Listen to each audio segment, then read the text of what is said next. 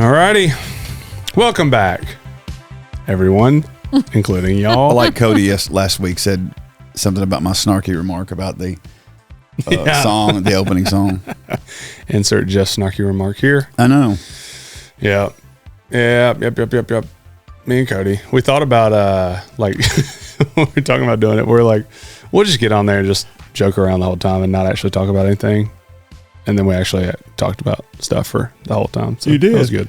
It was good. I listened to it on the way back down. No, Julie not listened to us. I can't remember when. It was on the way back because you called me. That's when right. You did. That's right. Yeah, it was on the way back. Yeah. Appreciate that. I'm going to give me a hard time about my biblical knowledge. Look. Wow, man. I'm telling you what, dude. I said something about the fall of man. Is that Ecclesiastes or Genesis? Yeah. I was is that Ecclesiastes? Like, dude, look, it's Genesis, you know bro. how many cross references there are in the Bible? No. There are no cross references from Genesis to Ecclesiastes when it comes to the fall of man. So, Maybe. I don't know. You don't know. I mean, I do know. I mean, I do know that. You're studying it right now. Well, yeah, wow. There might be. So, I told Jude, I said, like, I'm gonna have to do like Bible 101 with Cameron. No, just walk, just walk through intro to the Old Testament, intro to the New Testament. Cameron, this is in your development plan. This is what is required of you this year. You're telling me there's no chance that in Ecclesiastes it references the fall of man? That's all I mean. You saying. could probably stretch it. No, that really wasn't what you were saying. That's you all I was reference the saying. fall of man, and you go, "Is that Ecclesiastes or Genesis?" No. It's in Genesis, dude. All right. How could it not be in Genesis? Moving on. But it's all good. Some people were concerned last week that Patty's out. They must have voted her off the island. She was out because the SBC. That's right. Al Mohler said that even if you're on a podcast. But Patty is still with us. Patty's still with us. Still here. We've not been kicked out of the convention yet for having Patty on the podcast. Operative word is yet. Yeah. Yet. Yeah. So with that, obviously none of us went to the convention, but have you talked to anybody that was able to go about how that went? Or I did. Will was there. John was there. Stephen Huddleston went. Yep. Oh, excuse me, and had a great time. I loved hearing Stephen Huddleston's response because he kind of comes, first one green into that world and just so excited about being a Southern Baptist and so excited to be, he still has all that, which I was happy about. I was happy that he didn't get, his view of it didn't get overshadowed by all the other stuff that happens, the stuff. I'll just leave it at that. But, But no, yeah, he had a great time, and he's he just like, man, do you realize we do this in missions and we do this in missions, and man, cooperatively we do all this together, and so he got all the good stuff, all the stuff that we need to be highlighting and talking about more, instead of the other stuff that they always want to argue about and kind of antiquate us. Yeah. So I think that's difficult. Yeah. So how I think we verified. Did we verify that it wasn't AI with the whole podcast and female on that? No, I think it was actually Mohler's position. But so is that like obviously? But I didn't vote on it this time. No, they're not going to. That doesn't extend to that. In the way I saw what they were doing, basically they're just continuing to reaffirm that the office of pastor in a church is reserved for a male, for a man. And so I think it's the Baptist Faith and Message already had that language in it in relation to the senior pastor role, which I agree with. But now they're moving to any role in a church that a female cannot serve in that role and have the title as pastor. Yeah. So, again, it gets down to, are you talking about the office of pastor, or are you talking about the role of pastor? Because I think those can be two different things. Yeah. It's interesting that the word pastor is really not a biblical scriptural word. Yeah. It's a word that came from, it literally came from, shepherding. It's what it means. It actually means to shepherd. Yeah.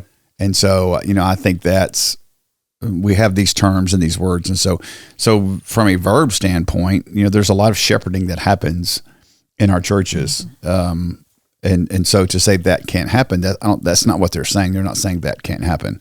I think what they're saying is from a noun perspective, from the office of pastor, that is reserved for a man. Yeah. And so, I felt like the language was already in the Baptist Faith and Message. I don't know why we're going along this road. So basically, they affirmed that this year, and then next year they have to vote on it, I guess, one more time for it to be a constitutional change. And so that we'll see what happens from there. Yeah, gotcha. Sounds good.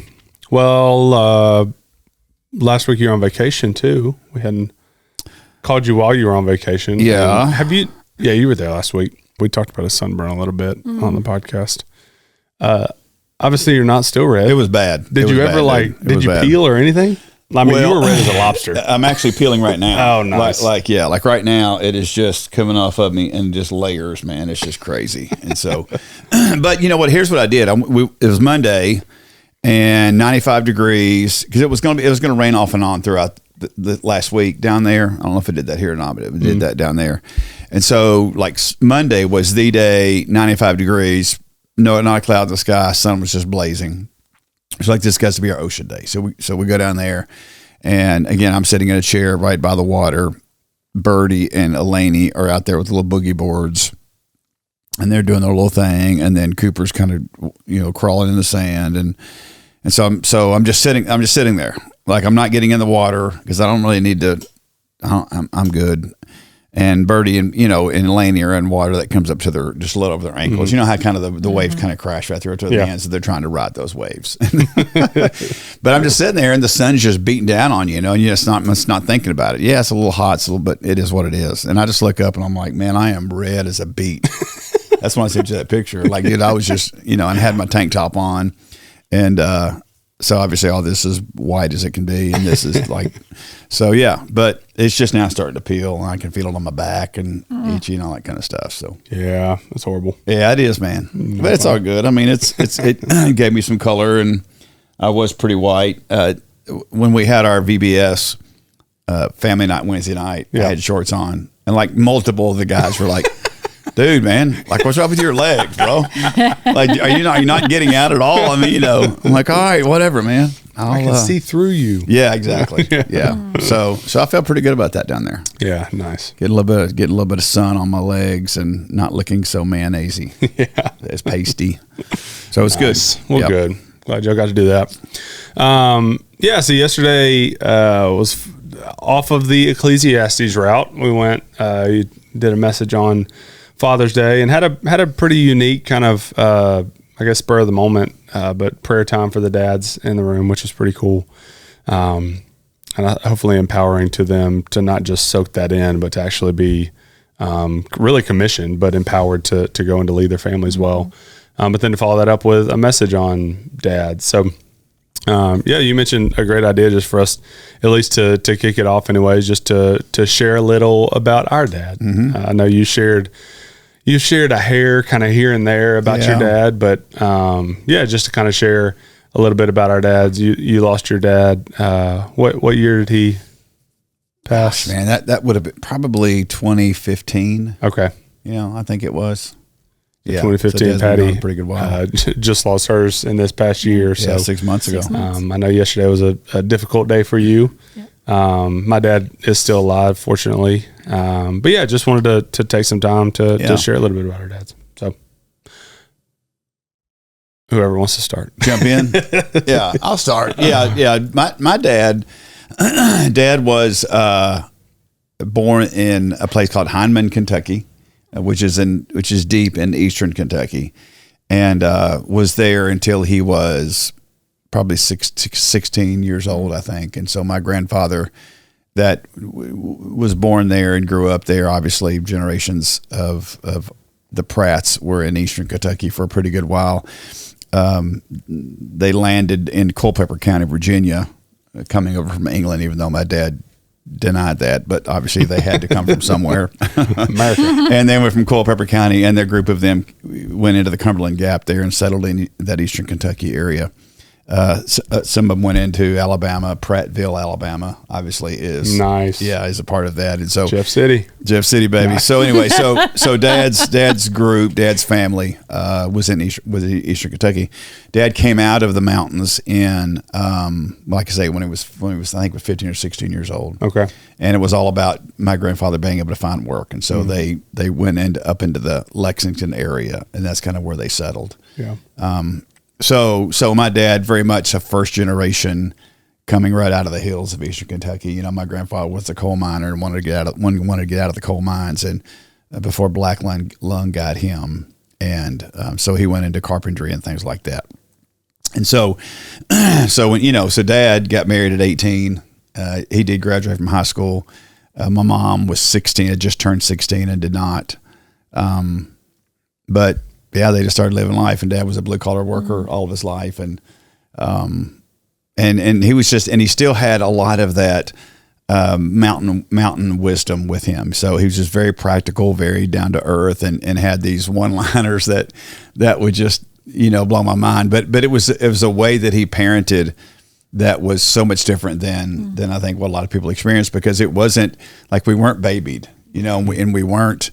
We were expected to do hard things, and when things happened to us that were hard, he just said, "It's just life. I'm sorry. Like I don't know what to tell you." There wasn't any kind of coddling or anything like that at all. It was just, man, life's hard, and that's really the way it was. And so there's a lot of me that's like that, just because of the things that Dad, and of course I got to. My dad was so supportive, and that's one thing that. Well, I will say this about what Dad expected of us, because I kind of referenced this yesterday, and it always blows my kids' minds. But my dad was into CB radios. He got into CB radios for a while when I was in middle school, and so he's going to put up this CB tower, Yeah. And I may have told you this story, but literally it's the old TV antenna towers. If you remember, them were like shaped like triangles, and they were in 10-foot sections. And so, Dad was like, my brother and I and my dad were going to do this. So here we go, man. Just had this little bitty house, and my dad's going to put this like 60-foot and tower up with this Moonraker 4. Literally, that's the name of it, a Moonraker 4 CB antenna.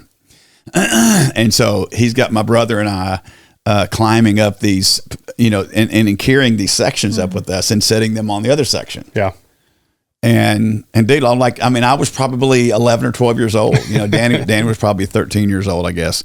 So, and my dad took these leather belts and said, "Here, tie these around your waist and put it around the tower. So at least if you fall, you'll slide straight down. Like you won't fall backwards. And if we're sliding straight down, you could like grab a hold of the deal. So like we're good. Like my dad was like, "You're gonna be fine. Like don't worry about it. Get up there, climb up there."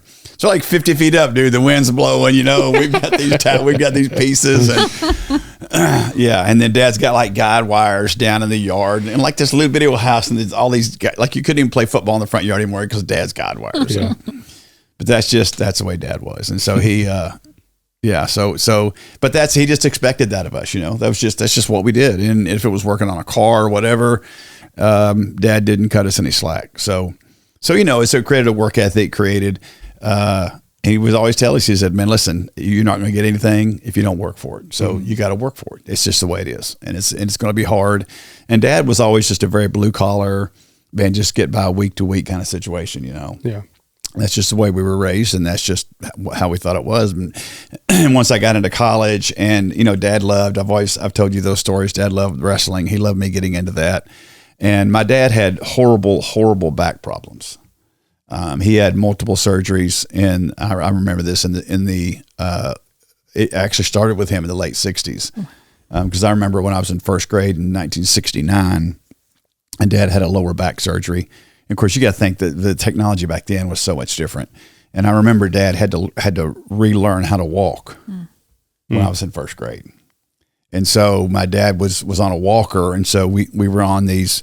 I don't know if they were bicycles or what they were, but probably my bicycle with no chain on it, but because it was about the same time period.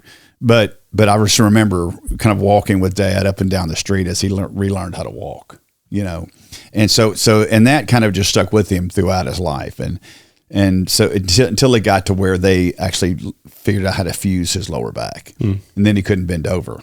Yeah. And so once we got into middle school, Dad was all about us off playing baseball. So he would take that baseball, wrap it with black electrical tape, and he would hit us grounders on the blacktop, and it would be downhill. And so, man, that black electrical tape just made it slick, and it would hit that blacktop and skip, and I would just get beat to death, man. I hated it. I hated it. My brother got so good, but I hated it. I just didn't pick up on it, Yeah. And so I would always be the catcher. Like, Dad, let me sit up here and catch. I can at least catch the ball if Danny throws it back in. And but if it was throwing football with us, if it was hitting baseballs, whatever it was, Dad was committed to doing whatever he could do to make sure we could move forward. We could progress. And I think that's one thing I remember about him is that he did everything he could do in his power, and he didn't have much, but whatever he could do, he did so that we could have opportunities to do better, and we all made choices. And I think he's very, very proud of me going to college, getting a degree. Like, that was a big deal for him that one of his kids got a degree, because again, coming out of the mountains, that just wasn't something that was, you just didn't do that, And so it was something he really wanted. And again, so all those life lessons that he taught me that were hard, I'd tell you the story about my Volkswagen I had to push to get it to start and all this kind of stuff. And like, my dad never rescued me from that. Like, my dad never, like, he just saw me. He would see me pushing it and jumping it in, popping the clutch and heading down the road, I'm Dad, like, Jethro, man, that dude's crazy. Like he just never thought anything about it. He never thought that, and he would say, and I could hear him say, one day he's going to have to figure that out. Yeah. Like, one day he's going to figure that out. Mm-hmm. And I finally went to him one day and I said, Dad, it's wintertime. I just really can't do this anymore. He said, well, I guess you need to figure out what to do. So it's that kind of thing that I think created in me, problem solver, all that kind of stuff. So, it's just, and it was sad. It was sad the way that he passed. And Dad had diabetes. Dad had, again, his back was constantly bothered him. I think he was in constant pain for a lot of his time. And his diabetes got to the point where that we didn't know this, but he was going to have kidney transplants and go on dialysis. And so he just chose not to do that. Yeah. And we didn't know that. We didn't know that until later, and we found some of this information that he had just kind of stuck. He always had a little shop in the garage, and he worked on watches, or he was a great carpenter, and it was just unbelievable. And so he had gotten this information, just kind of stuck it away, and just decided he just wasn't going to do that. And if he was going to die, he's going to die, and it eventually got him. Yeah. Eventually got him, and he had a seizure at their house, and they got to the hospital. And again, this was back in 2015, I think. And he coded, and I think was out for a pretty good while, and they brought him back. And then he never really regained consciousness once they brought him back. Yeah. Yeah. So once I got up there to him in the ICU in Lexington, his like, he just wasn't there. His eyes were clouded over, and it just wasn't anything there at that point. Yeah. Yeah. And they tried to they did everything they could do, but there just wasn't anything there. Yeah. So you've mentioned a few times when Bill made you come into grief share with the candles. Yeah, I think you've kind of alluded to it, but stupid.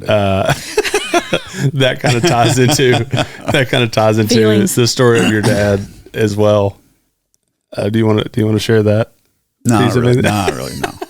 No, yeah, Bill loves to yank my chain on stuff like that, because he's like, dude, you got to deal with your grief. You don't deal with your grief. I'm like, I'm good, man. Like it's all good. Like, it's all good. He's like, no, man, you need to come to this grief share they do in December, and they have the candles, and you light a candle for somebody who's passed and things like that. So I was like, all right, dude, whatever, man, I'll light a candle. So I lit a candle, and it is kind of an emotional experience. And Bill was like Bill loved that. I was like, dude, this is awesome. I'm like, dude, it's not awesome, it's stupid. So yeah, it was great. I mean, all those things are very, very important. I'm just not wired that way. Yeah, for sure. I'm wired to avoid those things more than I am to run toward them. Yeah. What are some of the last question I'll ask you? What are some of the like, I think all of our dads have phrases that they've used that like just stick in our mind that we remember. Do you have any of those from your dad that you can just hear him saying? Well, just when I think about the word Jethro, because I heard like he would yell that so many times, you know, that looking for me. I would always hide. I was always hide from him because he was always going out in the garage, and we had to go out in the garage with him. And so it don't matter if it's like sanding on a fender or holding up a transmission or whatever. Like we were always doing something in the garage. And so I would hide. Like I didn't want to go do that for nothing. I just didn't like it a bit. And so he'd yell for me. But one thing that Dad would say all the time was, and I say this a lot, it is what it is. Yeah. You know, that like Dad would always say that. He'd say, Jethro, it is what it is, son. And you got to do your best. You got to, make the best of it or whatever. Basically saying no excuses. No excuses. Don't give me. Dad was not one that he heard and listened to your excuses. Like, it didn't matter if it was, I remember when I was at UK and wrestling, any sport gets more political the higher you go up, right? That's just the reality of the game. And so I felt like it really wasn't the case, I don't think, but I felt like there was a little bit of politics going on and at that level of who got to wrestle and who got to do what. And I remember going home and whining to my dad about that. And dad looked at me and said, so what you're telling me is you can't beat that kid. I said, no, I didn't say that. He said, no, that's what you're telling me. Because if you can beat the kid, politics don't matter. So just go beat the kid and quit worrying about your excuses. I'm like, you're right. So you just work harder and beat the kid. Yeah. That takes care of all that mess. Yeah. Right. Or you can whine about it and have all your excuses of why you're going to lose, Probably one of the greatest memories I have of my dad. And I've told you this is, when I got state runner-up the first year of ever wrestling, which was crazy. And, that very next day, like Dad cleared the furniture out. It was like, come on, boy, I'm going to show you who's number one.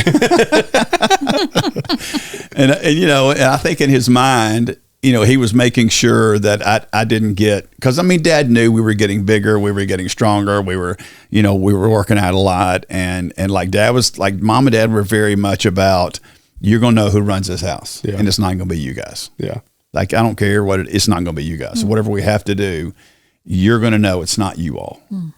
And if it was Dad, wrestling me, the day after state tournament and pinning me on the, like it wasn't like I was going to wrestle my dad, it was kind of weird, but, or my mother just standing up in a chair and punching me in the mouth when I was 14, or whatever. It's like, you're going to know you don't run this house.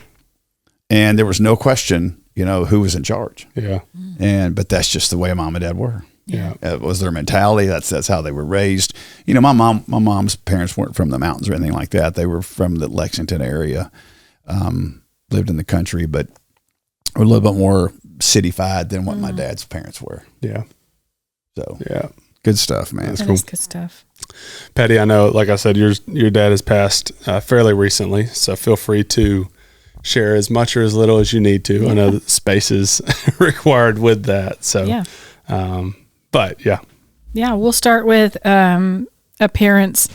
I think some of our staff members and guests at Dad's visit, at Dad's service were like, where did you come from? So my dad's mom was the oldest of 16 kids. And on that side, they all look the same. They've got this dark, really pretty olive skin and brown eyes, brown hair. So I don't know what flavor resides in there, if it's Native American, I've heard Italian, I don't know. But Dad has that. And then Mom is from Scottish origin. So there's me. Yeah. So I was always the anomaly of the family just because I'm so pale and all the things. But Dad and I have the same personality. So it totally makes sense if you ever saw us together. But I spent a lot of time yesterday just kind of reflecting. It didn't turn out to be a sad day. I did take yesterday off just from church. Went to Mom's house and brother came over and we cooked breakfast together and just hung out on the farm and just did life. And So it's good just to be together. But I knew I wasn't quite ready for just a corporate church service just yet. But Yeah, for sure. anyways, it was cool to be on his turf and in his things and just being there in his space.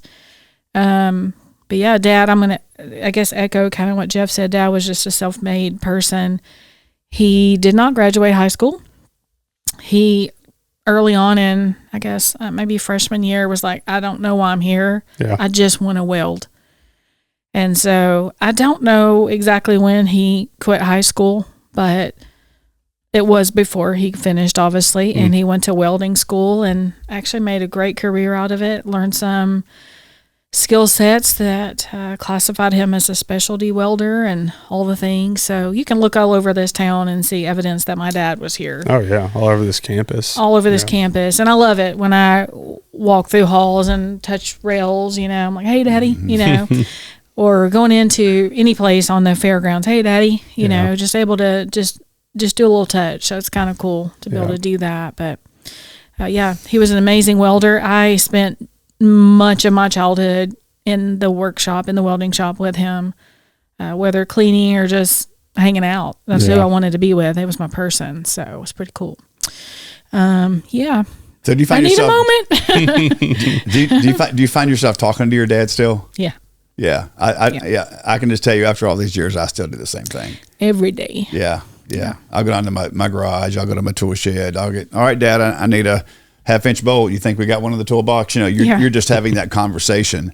And of course, I've got his obituary little thing because it was a good picture of him, and I've got that taped up on my toolbox, which was his toolbox. And so I'm constantly, you know, asking him questions, talking to him. You know, I mean, obviously, I know he's not, but still, it's just that relationship doesn't go away. Right. You know, My mom says she does that every day too. Just good morning, good night. Oh, yeah. You know, it's just, it's how we're healing, you know, it hasn't hit that he's gone just yet. So I think that's just a healing process for us. So Yeah, for sure. still a lot of raw emotions, but Yeah. my dad was the biggest cut up. Slightly inappropriate most days. even on Sundays, I will add. There are some things Jeff's like, guess what your dad said to me this morning? I'm like, oh, please. It was funny, dude. When Ronnie he would crack a joke to me on a Sunday morning. I'm like, dude, I'm like, you know, like I'm going to get ready to go preach, right? Like, you understand that? Yeah. You know, he didn't care, dude. That was just his personality. He would laugh. Yeah. He was such a good dude, man. He had a great personality, and I was So funny. And I was didn't know this until Patty let me know this, but I was blessed to be liked by him because I just don't think Ronnie was the guy that just liked everybody. Nope. You know, and for whatever reason, we struck it off well and had a great relationship, and it was good. He was a funny dude. Yeah. He really was. Yeah. So funny. I was in the middle of two boys, and I did not get any preferential treatment for being the only gal. Yeah. But I know I was the favorite. No doubt. Yeah.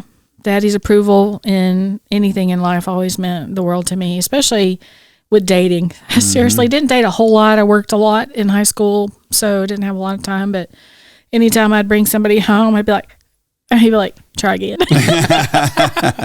Not that down. one. Yeah. Not that one. Not But that immediately when I brought Joey in, he was like, yeah, that's a good one. That's a good one. one. That's cool. So awesome. that was pretty cool. That meant a whole lot to So me. Joey didn't have to warm up to him. Like he had to kind of immediate approval from your dad. That's cool. Yeah.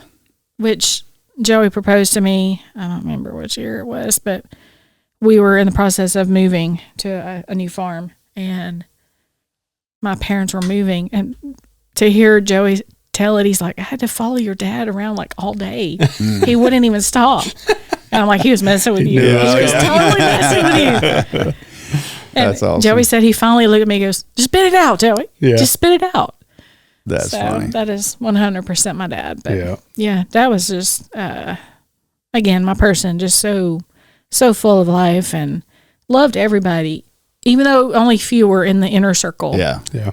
You know, I think he just had so much to give, and he just was very selective and all the things. Yeah. But Yeah. yeah, it's quiet in my mom's house right now, and that's weird. Yeah. You know, because Dad was loud Yeah. I bet. in many ways, Yeah. always. You know, I think I know I referenced it at the service.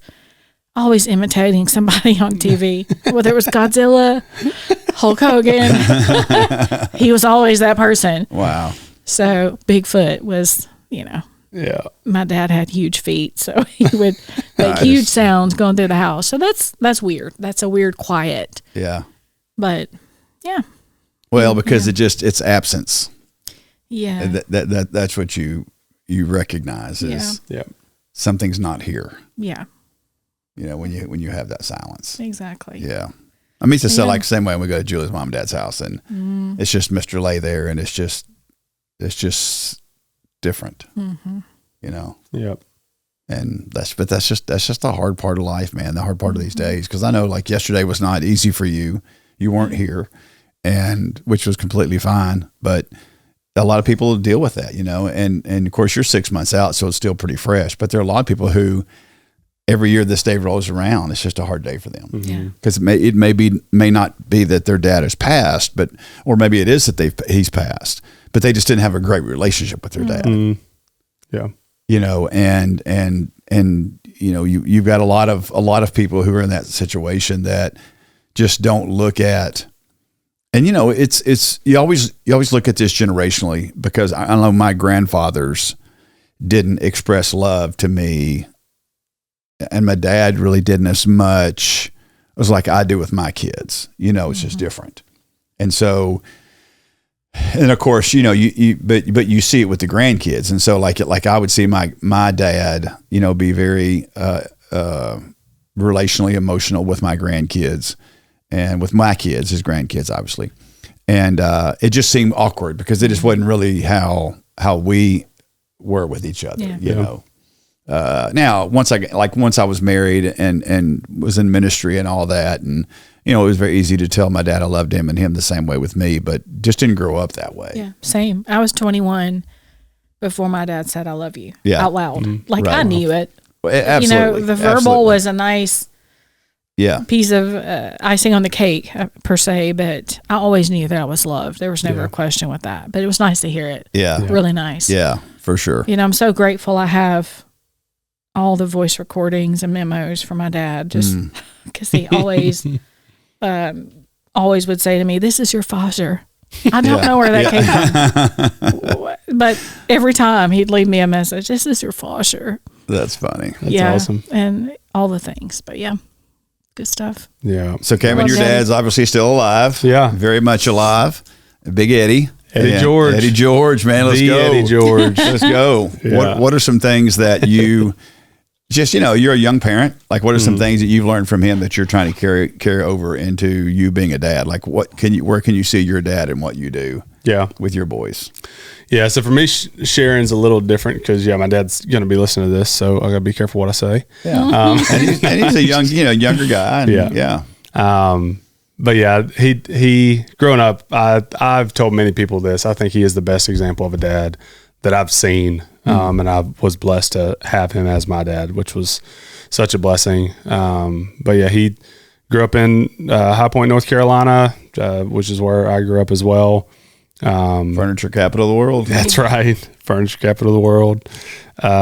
He graduated high school and went to UNC Chapel Hill. So that's why I'm such a big Carolina fan. I didn't know that. Very and cool. got my Carolina stuff on it. He actually played baseball for Carolina. Wow. And now today, so when this actually airs, I'm either going to be really sad or really happy. And Dad will be as well, because Carolina's never won a World Series, a college World Series. But yeah, it'll be Game 3 tonight. So tonight, on the night we're recording, not the night that it's posted. Yeah. So I might regret even talking about this by then, but I hope I don't. Anyways. So Game 3 tonight. Yep. Will Game 4 be on Tuesday or? No, it's best of 3. Oh, it's best. So it's split right now. It's Game 3. Oh, wow. So it's not, okay. I knew that. That's it. Yeah. Did you? Oh, yeah. I was going to say, what? You didn't know that. What are you talking about? Yeah. I think they've been to the championship game like 12 or 13 times, something like that, and have never won it. So, well, I may have to watch that then, dude. That's pretty exciting. Yeah, it's exciting. So, anyway, so yeah, Dad was a pitcher for Carolina back in the 80s. I want to say that makes sense time wise. And yeah, so I grew up big Carolina fan. Not really, because he's How old is your dad? He was born in 62, so it would have been. Oh, okay, so we're the same age. Okay, okay, yeah. It would have been 80s. That's right. Yeah, Yeah. I thought he was younger. Okay. Yeah. So he, big Carolina fan. He, growing up, there's so many little things and things that I could share, but you asked about how it affects me as a parent. Like, Dad is one of, if not, he is. I'm not gonna say one of. He is the most patient person I've ever met, which is in some ways good for me. In a lot of ways, good for me to look at as a parent. But when I do have those moments that I lose my patience, I look at him and I'm like, Dadgummit, Dad would have never, would have never done this. So that can be hard. But man, growing up, knowing that it was definitely more of those when I messed up, because I definitely was far from perfect. When I messed up, I knew it was more that I'm disappointed in you than getting yelled at and getting, whatever else. But yeah, just incredibly patient. I mean, so many stories that come to mind, but I dropped, you remember Nextels? Oh yeah. The phones and had the little pager on the side, the little walkie-talkie. First of all, those were awesome. They need to bring those back. Those were cool. But they had a couple of those, and one of them, I would take my dad's. They lived close to a lake, so I'd walk and go fishing at the lake.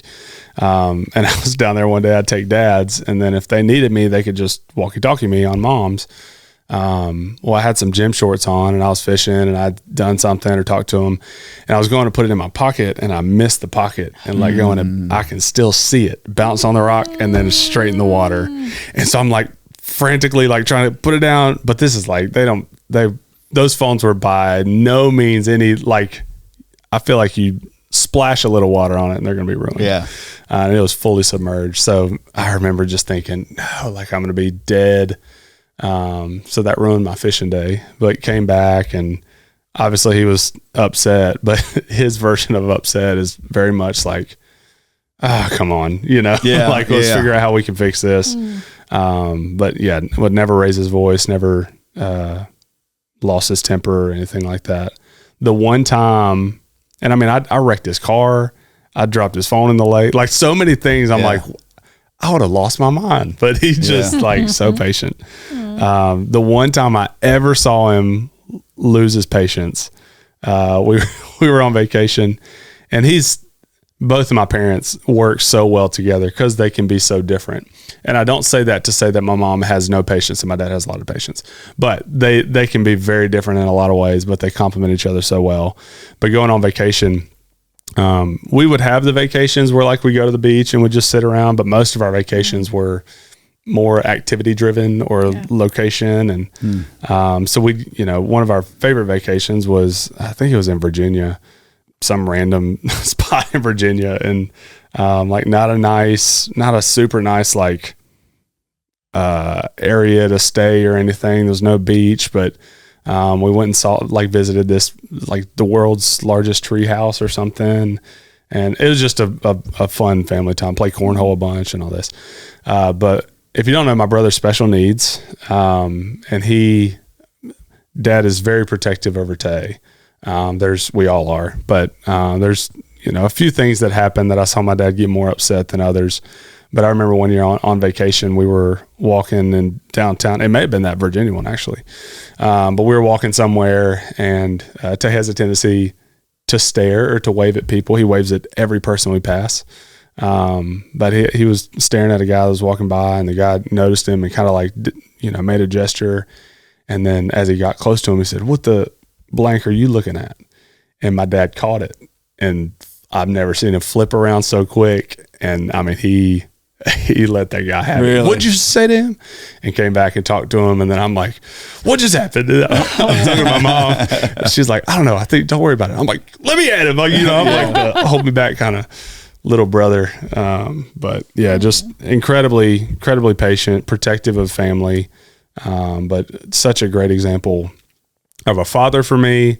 But also as a follower of Christ, like the things that he instilled in me and into our family growing up, I wouldn't trade it for the world. So I can also remember you mentioned baseball stories in the backyard throwing baseball, him sitting on a bucket, and we had just a little bitty mound in the backyard. So that would be my pitcher's mound and practice my pitches back there. and him being a pitcher, as you grow up and get older, he would start throwing a little faster, and then it's like, throw it as hard as you can. And he'd, act like he's throwing it as hard as he can. It's like, yeah, I caught it. And then eventually hit a point where I could tell like he was throwing it pretty hard. I'm like, that's not hard enough. Throw it as hard as you can. And he kind of chuckled, but you could just see like that proud look in his eyes of like, that's all I got, and you're still taking it. That's so cool. I can so like vividly picture that and remember that, put myself right back in those shoes. But yes, those days that he's not gone, he's still here with us. But it's those days of just innocent childhood, playing in the front yard that I wish I could have back still. But yeah, that's my dad. That's awesome. I love that. Yep. I thought of two more things. Yeah. As you're speaking, now that my emotions have subsided. I don't like emotions so much. But I know you showed emotion. What's up with that? because my heart hurts, Jeff. So She actually knows how to grieve and process it. Yes. Yeah. Evidently. Are you impressed? Yeah. Are you impressed? Go light a candle. Whatever. How about no? Too much. Too much too soon. I was born premature, so my dad could actually hold me in one hand. Yeah. Like I was itty bitty. So picture that. That's pretty cool. Yeah. Yeah. It can be held in a hand. Is I caught crazy. it just fine. But yeah. That's nuts. My mom was like, yeah, he'd be like. That's awesome. So there you go. That visual. Number 2, my dad could pretty much operate any piece of equipment. He was super pumped about our building project here at church. Yes, he was. I remember when they first started construction, one of the pieces of equipment was left in the senior adult parking. Yep. That's right. And I heard one of our door guys say, yeah, Pastor Jeff was freaking out, saying it was taking up too much spots and nobody knew how to move it. And your dad was like, I'll do it. And they were like, have you ever driven that? Nope. It was one of these giant bucket forklift things or something. I don't know He what moved it was. right out of the way? Yeah, he Nope. did. Yeah, and here it goes down the road. Like, Ronnie's got it. We're good. That So was just that's so where that funny. light pole went. Yeah. I think that was Jeff Vaught. He told me that the Sunday after my dad passed. Yeah. And it was just so good. I need Yeah. a laugh, and Yep. that visual was perfect. Yeah. Yeah. That's awesome. Anyways, That's awesome. Boom. There you go. I asked you about things that you remember your dad. I asked you too, but one of the things that comes to mind frequently for me that my dad always said is you take care of your stuff, it'll last a long time. Like that's one of the things that that I think about now, whether it's dealing with a car or dealing with a piece of camera equipment, like stuff for the church, guitar, whatever it is, take care of your stuff, it'll last a long time. Is one of those things amongst many that I remember. Did your dad have any sayings or anything that? Yes, but it involves the S word, Yeah. which is Jeff's word. Pretty much anytime we leave the house, don't be stupid. Yeah, there Yeah. you go. Yeah. Don't be stupid. Yeah. I think my dad said that. Yeah. To Yeah, me just over and don't over be and over stupid. again. Don't be stupid. Yeah. Like, don't be stupid. Very practical. Yeah. Yeah. That's awesome. Yeah. Well, yeah. With the Father's Day kind of talk, Jeff mentioned before we started, and I think you mentioned it too in the conversation, that Father's Day, like Mother's Day, very similarly, is a day of celebration. We get to remember and celebrate our dads, or be celebrated as a dad, but also it's not an easy day for everybody, and it does bring back these memories and the pain points for some people, and the reminder that they're not there. I know on the flip side of that too, when thinking about fathers, I know people in my life in the past that I've talked to, and the relationship that they had with their dad may still be here, but the relationship or lack thereof sometimes with their dad causes a day like Father's Day to be a difficult day. And I've also seen in that how a relationship with a poor relationship with your father, how that can shape your perspective and your view or relationship with God. Because we talk about God being our Father and God being the Heavenly Father, and our view of a father is what our experience is. Right. And so when we think of God being our ultimate Father, our view can be distorted of that because of the failures or the mistakes of our fathers. So just another thought that came up while we were talking about this, and I think it's just a good point of reminder for any of us listening, regardless of our relationship with our Father. It doesn't change who God is, and it doesn't. Our fathers are never going to measure up perfectly. Like I said, I think my dad is one of the best examples of a follower of Jesus that I know, but he's still not perfect. And so I know that even my view of God, if I'm just viewing it through the lens of Eddie George, is going to be limited. And so it makes it such a high calling as a father or a mother or a disciple of Jesus for that matter. But especially as a father, knowing that comparison. But I think, I had the privilege of speaking at the men's breakfast on Saturday. And what I wanted to do, I thought about, it's the day before Father's Day. I could talk just about that, but kind of wanted to tie it to worship some too. So the title of my my talk was actually what worship leading and fatherhood have taught me about being a follower of Jesus. And one of the things in that, what was I saying? I lost my train of thought when I started that. Fatherhood, being perfect, worship, being present. Yeah. My third point in that was that people follow authenticity, not perfection, in worship. And my goal in worship is to be a very authentic person, but leader as well, but not just be perfect. But one of the things that I wrote down within that is kind of ties in with this view of God and our fathers. One of the greatest gifts a father can give his children is letting him see what it looks like to need grace, which I think is such a powerful thing, knowing as a father, like I'm going to mess up and I need grace just as much as anybody else. But we have all of us as believers have such a high calling on our lives to live that for his glory. So, yeah. Well, and I think just the whole idea and concept of, we talked about this earlier about dads not necessarily needing to be perfect, but being present. Yeah. And when I think about my dad, that's one thing I can say about Dad was that he was always present. He was always there. He was working a full day of a blue collar job and then coming home and getting us out in the yard, in the street, whatever it was. If we were throwing football, hitting grounders, or whatever. Dad was always present as much as he could be present. And my brother and I never looked at Dad, I don't think, as being one who was physically able to do a ton, just because we knew his limitations.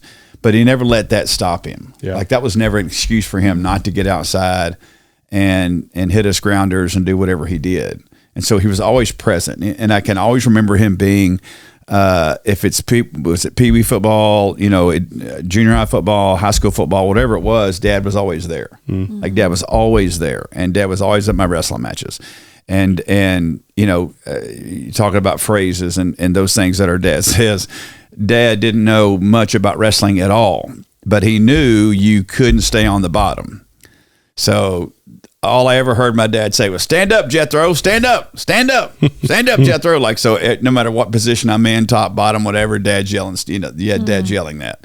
And I can hear that from the stands because he was just present. He was always into. And then once I started wrestling for Kentucky, Dad would come down to our home matches at Memorial Coliseum, and I remember seeing him set up there and and kind of him being in kind of the glory of Memorial Hall at that point, which is where we had our matches, which is where UK used to play basketball before Rupp Arena, and so that was a big deal to Dad because he was a big UK fan, and getting to be in that environment and share that with me and all of that was such a big deal. But he was present. But one thing Dad did in our lives that I thought was so important, as I look back on it now, and we were teenagers. I mean, I was graduating from high school. Danny had already gotten out of high school, and for whatever reason, Dad just decided we needed to start going to church.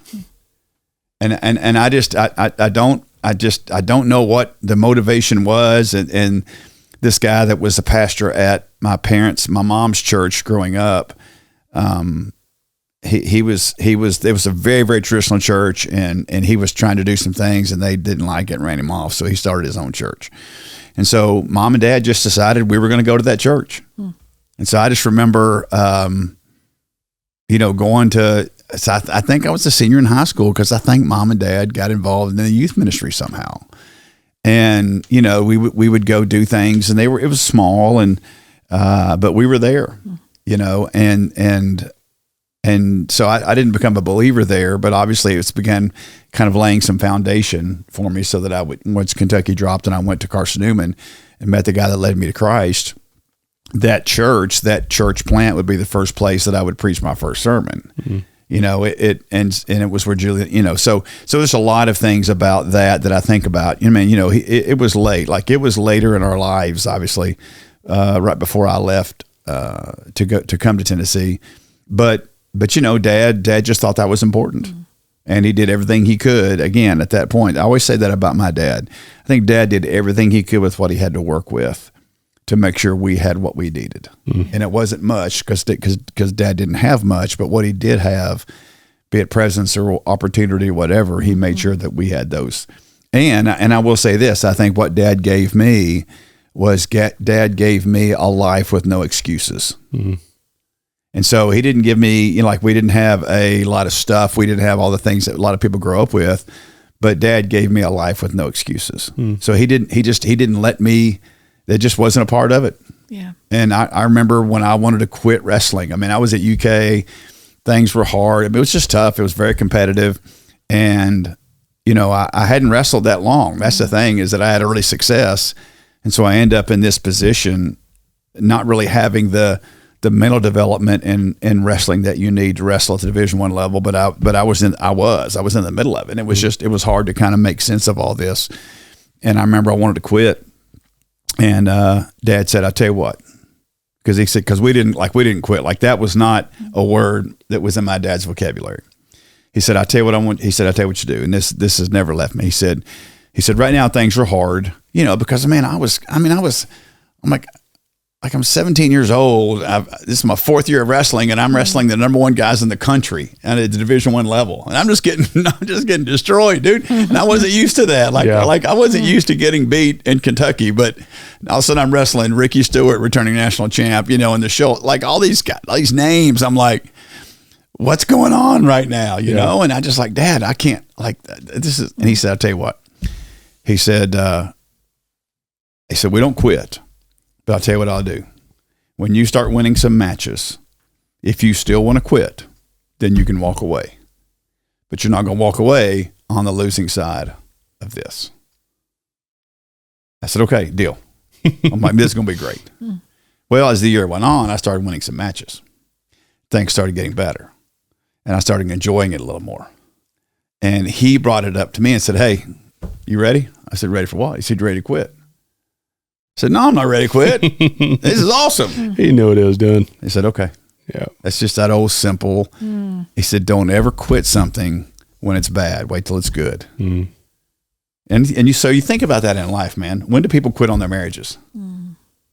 Things are tough. Bad. Yeah, not when they're good. Yeah. Yep. Like, can you imagine being in a marriage and everything being great, and you look at your spouse and go, I just think we're done. What do you think?" "Yeah, okay, yeah, all right, okay, you know." No, it's always when it's hard and when it's tough. You know, same way with jobs. Like Dad knew if he let me walk away when it was hard on something that I loved, what's it going to look like when I get to the work world? Mm. What's it going to look like when I start working a job and I don't like it and it's hard? Well, you know what? You wait till it's really good. If you don't walk away and do something else, go do something else. Yeah. And I thought, man, so, you know, I think it's just those kinds of things, again, that always stick with you. That's so wise. Yeah. And I'm thinking, this guy came out of the hills of Eastern Kentucky. I mean, I've got a book, I've told you guys about it, that his cousin made him, that I can show you these pictures of, like, we're talking about like deliverance looking stuff, you know, like just, it's just where these people live, and it was their culture. And I've got my great grandfather's Bible he carried to church, and it was a very large Bible, and he walked a mile and a half to get to the little local church. And because it was that important to them, you know, and that's the kind of legacy that that gets passed down. Yeah, for sure. I love that. So important. Yeah. It's funny. I told you before too. And I'm thankful for your dad. Yeah. For talking sense into you about coming to Emmanuel. That's true. It's a big part of it. Yeah. I'm like, Cameron, you okay? No, I'm good. Thankfully, Eddie got a hold of you, dude. Yeah. Thank you, Eddie. on the way back from D now, and I'm like, we're talking to him. I'm like, oh, by the way, you never believe what what Jeff mentioned to me. Must be a move out there. That's funny, right? Yeah. It's like hilarious, right? What'd you Dad? tell him? Yeah. That's good. It's like I told him probably not right now, but I said we pray about it. He said, well, have you prayed about it? I was like, not yet. He's like, you might want to consider it, and shared his story with that. Yeah. But yeah, you mentioned the presence piece, and when you said it on Sunday, I looked at Terry. I was like, that was my second point yesterday. But literally, my second point yesterday was presence matters more than performance. Yeah. So on the worship side, presence with God over obviously performing, because that's not what we're there to do. But from a fatherhood standpoint, presence is huge. But one of the points to that that's kind of hit me more lately, especially in our world, is that I think there's a difference in being there physically and being present. Yeah. There's a lot of a lot of dads and parents that I've seen lately that, that they're there, but are they actually present there with their kids? And I think social media, our phones play a huge part in that. And I shared a story yesterday or Saturday morning that there was a day Hannah and our boys both love Braves baseball. So we were watching the Braves, had the Braves on, but I got home, it was a long day and had a lot on my mind, and was watching a video, and I think it was a video from Josh Howerton or something, which is a pastor. So it was useful information. But I'm trying to listen to this, and Hannah is very persistent, and he's going to say, Dada, and it's not really a tap, it's a smack. He's just beating me. Dada, Dada, Dada. And all he wants me to do is just watch him hit the baseball for the 800th time. But he had said it 18 times already, and I'm just trying to watch the end of this video. I'm like, what, buddy? And I kind of got irritated, and it clicked. It's like I just woke up from a haze. I'm like, what am I doing? Yeah. Like all he wants me to do is watch him play baseball. Have I seen him hit this ball on the ground and run the bases around the kitchen island 800 times? Yes. But I'm disconnected from my son because I'm on my phone. And yes, I'm here physically, but I'm not being present with my son. Right. And you're going to justify it by listening to a preacher. Yeah. Right. Right. It's like, oh yeah, that makes it better. But that's one of the things that, for now anyways, I know that I still have the benefit of that. I know won't last forever. But I know that I can call my dad anytime. And, if he's in a busy season of work right now, and so there's a lot of times I'll call him and he's in the meeting, but I know I'm immediately going to get a text. I'm in a meeting. I'll call you right back. Or do I need to step out? But I can call him anytime, ask any question. And he's still that guy that, I'll ask him questions that I know he's never walked through. Ministry stuff. Right. That's like, he's been a manager of a business selling fluids and valves and pumps to like Caterpillar and some of these companies.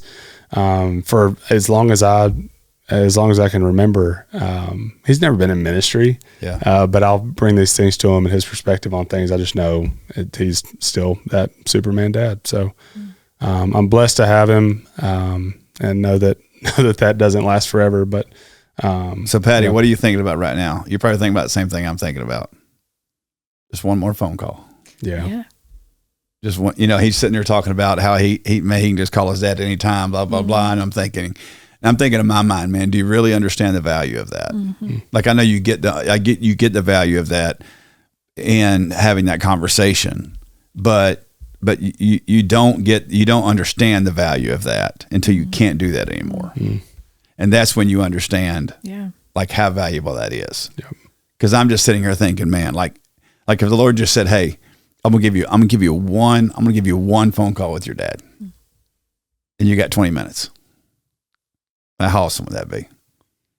Like just to talk about all the things that have happened the last 10, 12 years of my life and what our church is, like I'm thinking, man, like his grandkids, and like there'd be so many things that I would love to talk to him about. Yeah. Just let him know, just say, hey, just let me know. Here's what your investment did for me. Yep.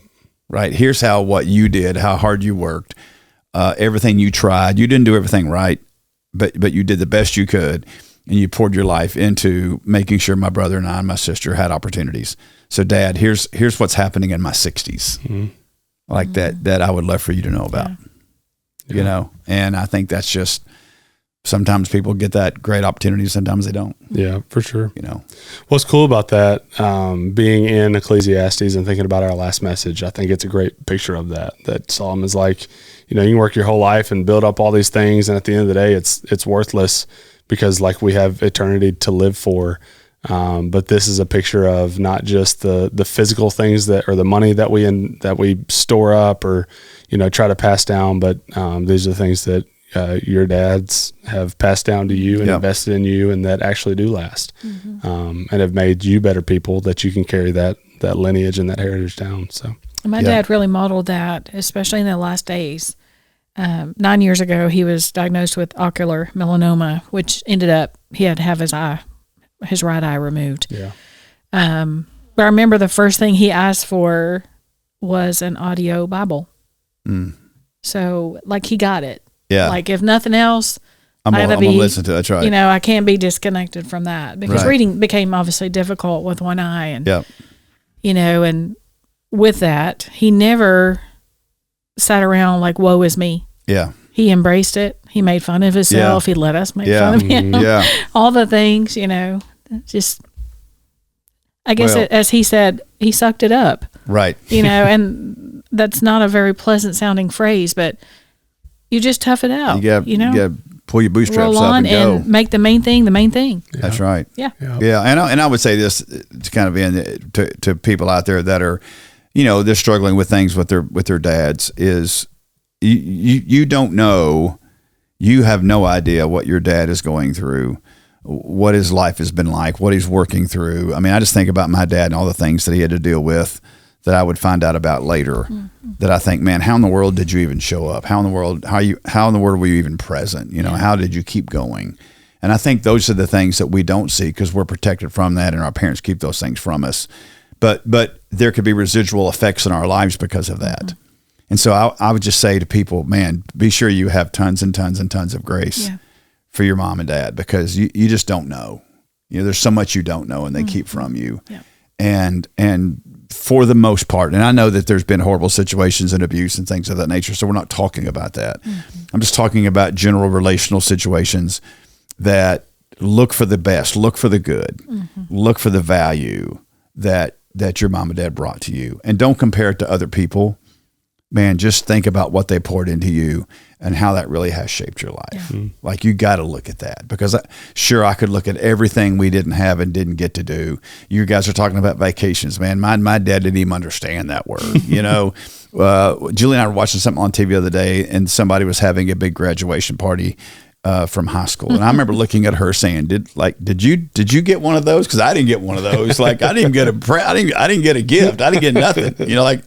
You know, and even for college graduation, you know, it was like, I mean, when I graduated from seminary, Julie had to work very hard to get my dad to come, because he was like, "Isn't that what he went out there for?" Like, so he did it, right? Yeah. Well, he can show me the diploma when he gets home. I mean, like, they came. But I'm telling you, dude, it was like pulling hen's teeth to get mom and dad to come, because it's making the donut story at Lifeway make a lot more sense. Yeah, it just like it. I mean, he came, and I'm glad he did. But and it was an amazing surprise that Dad was there, and I remember walking across stage, and he was like, "Is that it?" Like, came all the way for this sheet of paper. Yeah. All right, let's go eat. You know. But anyway. Good stuff, man. Yeah. There's so many things, I think, as a takeaway for anyone who made it this far in the podcast.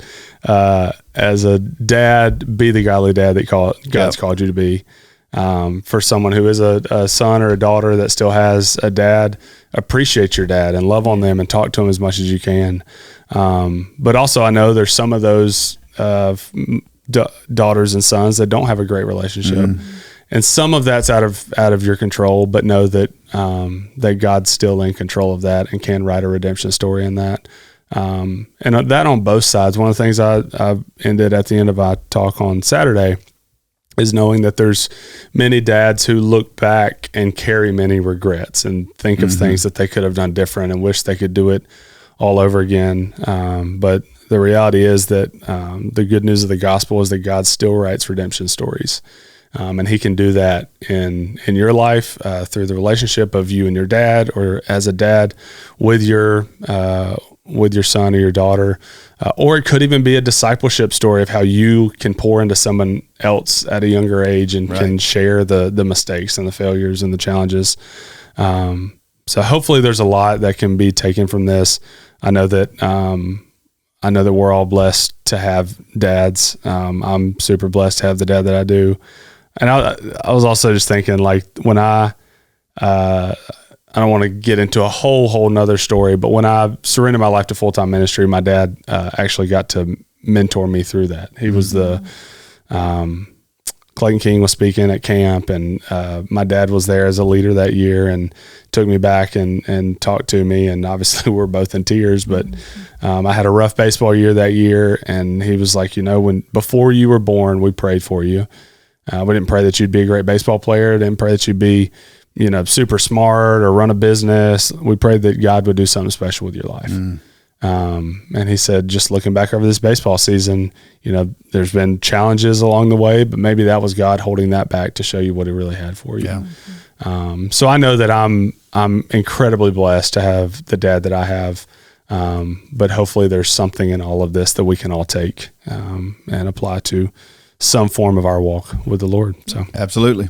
Good stuff. See y'all next week. Back to Ecclesiastes. Yeah. Back at it. Looking at time through the lens of eternity. Yeah. This is probably, I think, chapter 3. This coming week will be that's probably the most famous Ecclesiastes passage. Yeah. So, and I won't sing the song by the Byrds. Is it the Byrds? I thought it was Johnny Cash. Oh my word, Cameron. On that note, Johnny Cash didn't sing. To everything turn. There's a Johnny Cash song, I'm pretty sure. There is a season, turn. That was not Johnny Cash, dude. That was in the 60s. Yeah, it wasn't that one. There's another song, I think. I'm going to hang up before you make fun of it. Yeah. See you next week. Next week.